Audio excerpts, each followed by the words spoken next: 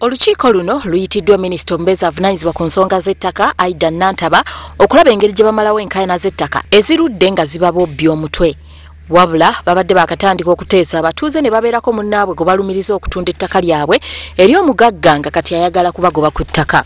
Wano nno olutalo we ruvudde nga yeegaana kyokka bo nga bamulumiriza.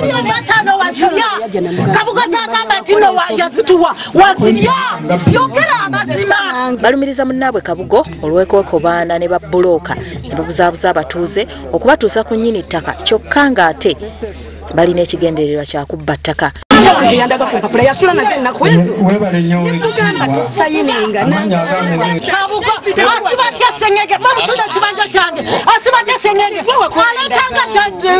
Kyokka WBS weetuukiridde Kabuga abeereko by'atangaaza ku bimwogerwako aganye okubeerako ky'ayogera. Oluvannyuma abatuuze balambuza Minisita Aida Nantaba ebibanja byabwe bye bagamba nti byagala kutwalibwa.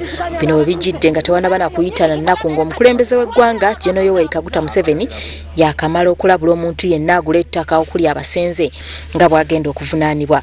Your leaders who collude with the landowners and don't stand by you. However, fortunately, we have the law to deal with all of them. Wadde nga gavumenti yaleeta etteeka erya 29 erigendereddwamu okulwanyisa abagoba abantu ku ttaka, abantu bangi bakyagoba ku bibanja byabwe nga tebaliiriddwa. Eggulire lino likusakiddwa Paul Matovu.